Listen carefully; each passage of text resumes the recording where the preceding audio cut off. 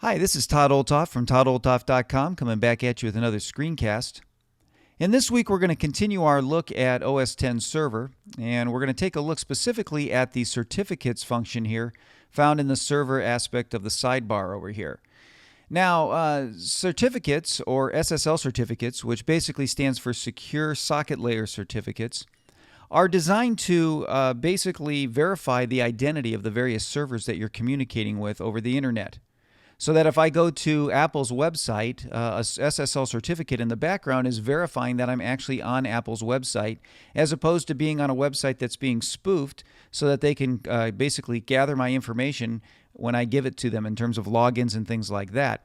And so that's why when you go to your bank or one of those different sites, you see a little lock up in the corner. A lot of times those are secure sites that have been secured with SSL certificates. And so again, those are used to verify the identity of the machine that you're trying to contact. Now, there's a couple of different types of certificates. There are self-signed certificates, which basically are certificates that I'm signing myself and I'm verifying my own identity, but there's no one out there on the internet that's vouching for that. So basically, I'm just saying, hey, yeah, this is me, and I'm verifying myself. And so if someone were to come to my site through a secure connection, they would get a warning on their web browser that would say, hey, look, I don't know who this guy is. He's saying he is who he is, but I can't verify it. Are you sure you want to go to this site? So that users would get warnings. Now, those are self-signed certificates. We also have verified certificates, and those are ones that you normally would purchase on the internet, and those are certificates that would happen seamlessly in the background. Because they're verified by a third party, no one would get any kind of message as to whether they're verified or not. It would just automatically happen behind the scenes so that your users aren't getting a warning and aren't worried about whether or not they're coming to the right site or not. And so those are the two various kinds of certificates. Now, within OS X Server, it automatically sets up a self-signed certificate for you because there's no one verifying it. So what I'm going to do is talk through kind of how these SSL certificates work and where you use them, but also I'll show you how you can also get a trusted certificate if you wanted to do that. So here we are inside the certificate service, and you notice that we've already got in the settings area here, it says secure services using, and then there's my server domain, and it says self-signed. And again, that's a certificate that your server automatically sets up when you start up server and get everything running. If I just click on this little area here, you notice that I've got the certificate or I've got custom. And so right now it's just saying, hey, look, every service that I use that wants to use SSL, and that could be everything from my calendar, contacts, mail, all that kind of stuff. It's going to use this certificate for every one of those services.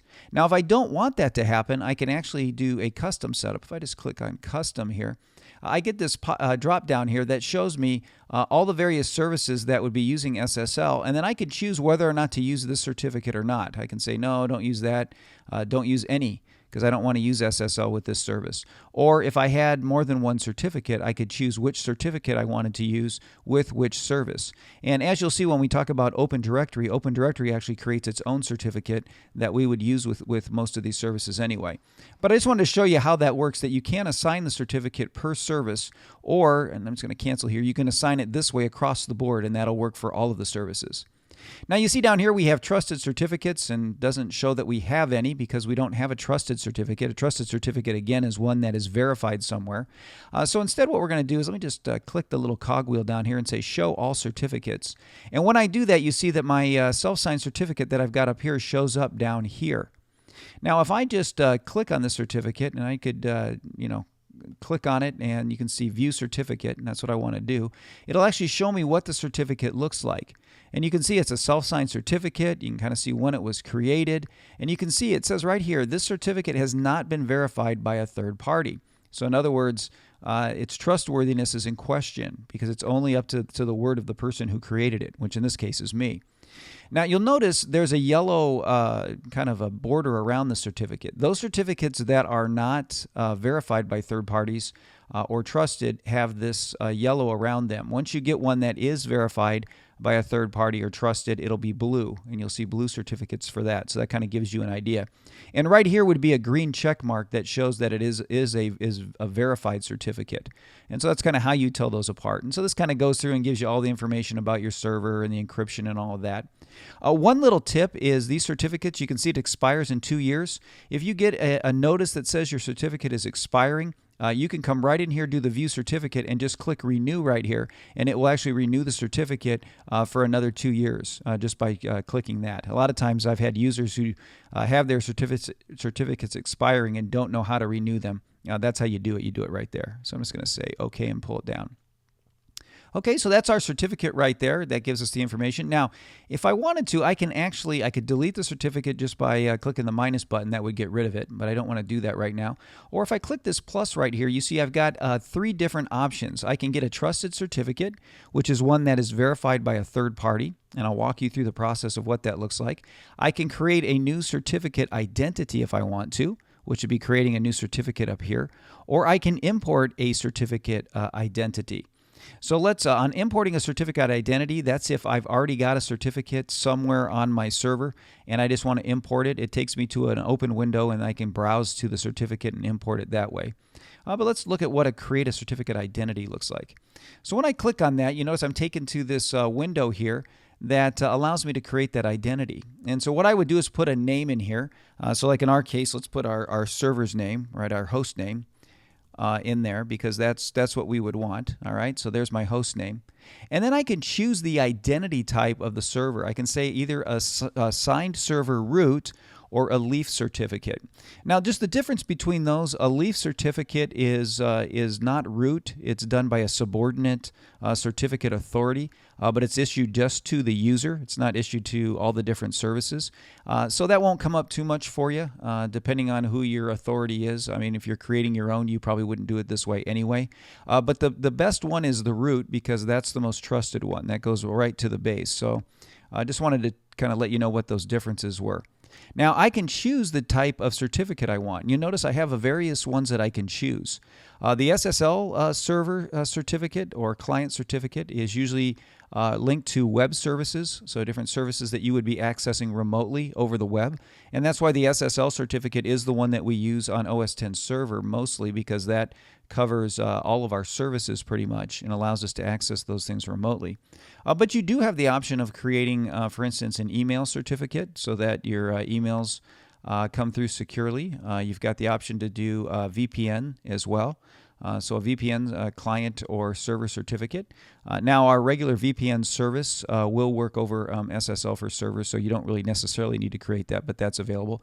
And then you can create a code signing certificate as well, which I'm going to show you what that looks like when we go through the actual process of getting a trusted certificate. Or you can create a custom one yourself if you want to. Let me just leave that alone. Then, of course, you could override your defaults if you want to learn more, and then you would create a certificate, and it would create a brand new one for you, and then add it to this list over here. I'm not going to do that because we've already got one there. I'm just going to leave that alone, but I just wanted to show you that you could create your own certificate through this process. So let me get rid of that. All right, now let's talk about getting a trusted certificate for a minute, because basically what this is this would be where you would purchase, in most cases, a certificate from a third party, and there's a process to be able to get that certificate. Let me just show you this. If you go to the web here, and I'll just go to a website. This is Namecheap. They sell certificates, so do other different domain entities, and you can see you can purchase different levels of security for a price every year. And you can see for 1 year here, this is the cheapest one. It's a $9 one. Kind of gives you a warranty on it. You got a refund, no paperwork. It's for a single domain instead of multiple domains. Again, ideal for low volume e-commerce websites. Again, those kinds of things where your users would come, and again, they wouldn't get any warning because Namecheap then, or this Komodo company here, would verify your identity. You can also go a little farther. You can get a wildcard one, which basically means anything in front of your domain then is secure with SSL, not just www. Again, there's just various types of certificates that you can purchase through this website. And so you would go through and buy one of these. Now, in order to go through the process, you would purchase this, but then they would need to verify your identity. So in order to do that, we need to create a code signing certificate so they know you are who you say you are. So we just click the plus here. We'll say get a certificate. Let me show you what this looks like. So you go through this wizard. So again, say next, and you put in your information. So you put in your host name, which again, it's in this nice drop down. That's what we would want. And then you put in things like a contact email address. So let me just put that in there. I'll just say like info. And you want to make sure that this is an actual address. when you're putting it in, because that's what it's going to use to contact you. Company or organization, Acme, let's make something up. Department, if you want to put a department in there, let's say sales. I'm just going to make all this up. Anywhere, and we'll say California, United States. Okay. And then you can go next. So if you go next, it's going to then create this code signing request. And so what would happen is when you will go to the website to get this certificate, you would copy all of this code here. And this code is what verifies you as you. So you copy it from the top to the bottom, and then usually on these websites where you purchase your actual certificate, you would paste this in there, and that's how they would verify you. And then they would actually send you then a certificate that you would need to be able to set up your entire certificate process. So that's how that would work. In fact, if I just click Finish, let's just do that. You see it adds this here, and it says it's pending now. So I've got this pending certificate, and it's pending because I don't have the information back yet to make all of the different pieces, put all the pieces in place for this SSL certificate to work. So let me just click on this. So I can view the signing request at any time here if I want to. And you notice I get this window that pops up when I say View Signing Request. And so this is the request. And what I would do is the authority where I bought the certificates from would send me these actual files, and I would just drag those files right into here on server. And once I'm done and say OK, it would then put those files in the right places. Now, sometimes, depending on the company that's sending them to you, you have to manually take care of the intermediate certificate that's sent. And so in order to do that, let me just pull up Keychain for a minute. In order to do that, you would want to take that intermediate certificate and just drag it in here. And you'd go to System on your Keychain, Access System, Certificates, and you drag it in here, and it would set that up for you. But most times, servers should take care of that for you, but just in case, this is where you would drag that information if you needed to do that, depending on the vendor that you're buying it from. All right, so that's how you would actually set up that self-signed certificate. Let me just cancel that for a minute. Now, like I said before, if you wanted to get rid of a certificate, like I want to get rid of this one because I'm not going to use it, you just click the minus button. It says, you sure you want to get rid of that certificate? I'll say yes and delete it. And now it's gone and I'm back to where I started.